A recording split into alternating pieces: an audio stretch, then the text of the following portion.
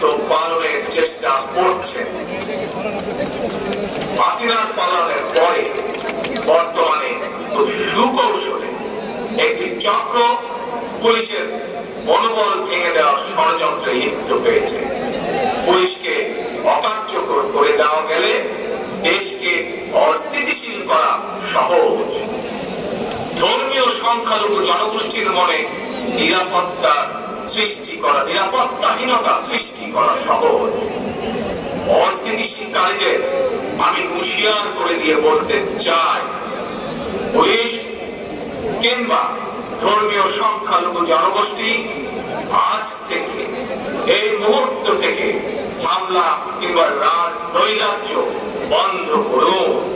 এমনকি কেউ বিএনপির নাম ব্যবহার করে কোনো অপকর্ম করতে চাইলে তাকে ধরে আইনে হাতে তুলে দিন। কোন পুলিশের বিরুদ্ধে কোন সুনির্দিষ্ট অভিযোগ থাকলে সংশ্লিষ্ট কর্তৃপক্ষের কাছে যথা নিয়মে অভিযোগ দায়ের করুন। দেশবাসীর প্রতি আমার বিনীত আহ্বান, কেউ দয়া করে নিজের হাতে আইন তুলে নেবেন না। প্রতিহিংসা প্রতিশোধে লিপ্ত হবেন না। দয়া করে বিচারের ভার নিজ হাতে দয়া করে তুলে নেবেন। কেবল দৃষ্টান্ত অনুসরণ নয়, নিজেই দায়িত্বশীলতা এবং মানবাধিকার দৃষ্টান্ত স্থাপন করুন। প্রিয় ভাই বোনেরা, অতীত সমালোচনা কিংবা নৈরাজ্যের বদলে নৈরাজ্য কোন সমাধান হতে পারে না, বরং বিশ্বের সঙ্গে তাল মিলিয়ে আমাদেরকে এগিয়ে যেতে হবে। শাসন প্রশাসনকে সময়োপযোগী করে গড়ে তোলা এখন সবচাইতে গুরুত্বপূর্ণ সময়ের দাবি। জ্ঞান ভিত্তিক রাষ্ট্র সমাজ নির্মাণের লক্ষ্যে নিয়োগ কিংবা প্রমোশনে মেধার সর্বোচ্চ অগ্রাধিকার থাকতে হবে। দেশকে আমদানি নির্ভর কিংবা বৈদেশিক নির্ভরতা থেকে বের করে আনতে হবে আমাদেরকে। দেশি উৎপাদন এবং উৎপাদনের প্রযুক্তিগত নির্ভরতা বাড়াতে হবে। দেশে কর্মসংস্থান তৈরি করে বেকার সমস্যার সমাধান দ্রুতই চেষ্টা করতে হবে সমাধান করার জন্য। গার্মেন্টস, শ্রম, ঔষধ, আউটসোর্সিং সহ সম্ভাবনার খাতগুলোকে নিয়ে রপ্তানির বাজারের আওতা আমাদেরকে যে কোনো মূল্যে বাড়াতে হবে। প্রযুক্তি নির্ভর এবং কর্মমুখী শিক্ষা ব্যবস্থা চালু করে দেশে বিদেশে শ্রম বাজারের প্রতিযোগিতায় টিকে থাকার মতো দক্ষ এবং মেধাবী প্রজন্ম গড়ে তুলতে হবে। স্বাস্থ্য চিকিৎসা ব্যবস্থাকে আধুনিক এবং বাস্তবসম্মত করার লক্ষ্যে প্রাথমিক স্বাস্থ্য সুরক্ষা নীতির উপরে অবশ্যই গুরুত্ব দিতে হবে।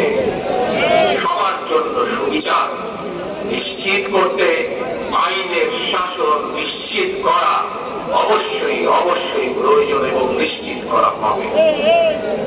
প্রিয় ভাই বোনেরা, দেশে কিংবা প্রবাসে এমন অনেক বাংলাদেশি রয়েছে যারা জ্ঞানে বিজ্ঞানে অভিজ্ঞতা সমৃদ্ধ। প্রচলিত রাজনৈতিক ব্যবস্থায় বিজ্ঞদের এমন অনেকেই সংশ্লিষ্ট হতে চান না। সুতরাং এইসব মানুষদেরকে রাষ্ট্র পরিচালনায় ও নীতি প্রণয়নে অন্তর্ভুক্ত করতে জাতীয় সংসদে উচ্চ কক্ষ চালু করার প্রস্তাব বাংলাদেশ জাতীয়তাবাদী দল রেখেছে। রাজনৈতিক এবং রাষ্ট্র পরিচালনায় গুণগত পরিবর্তন আনতে না পারলে আমাদের আজকের এই বিপ্লব কাঙ্ক্ষিত ফল মিলবে না। ভাই বোনেরা, 12.5 কোটি ভোটারের অধিকার কেড়ে নিয়েছিল স্বৈরাচার। গত 15-16 বছর ধরে জনগণের উপরে স্বৈরাচার শাসন চাপিয়ে দিয়েছিল। স্বৈরাচার গণহত্যাকারী হাসিনার পতনের মধ্যে দাঁড়িয়ে হাজারো শহীদের রক্ত রঞ্জিত বিপ্লবের প্রথম ধাপ সফল হয়েছে মাত্র। ছাত্র জনতা এই রক্ত ঝরা বিপ্লবের চূড়ান্ত লক্ষ্য একটি বৈষম্যহীন গণতান্ত্রিক বাংলাদেশ। তাই বিপ্লবের লক্ষ্য বাস্তবায়নে দ্রুততম সময়ের মধ্যে জাতীয় নির্বাচন অনুষ্ঠান করতে হবে। দ্রুততম সময়ের মধ্যে জনগণের ভোটে নির্বাচিত প্রতিনিধিদের কাছে ক্ষমতা হস্তান্তর করতে হবে। স্বৈরাচার হাসিনা পতনের রক্ত রঞ্জিত বিপ্লবকে সার্থক এবং সফল করে আসল নাগরিক হিসাবে আমরা আরো দায়িত্বশীল আচরণ করি।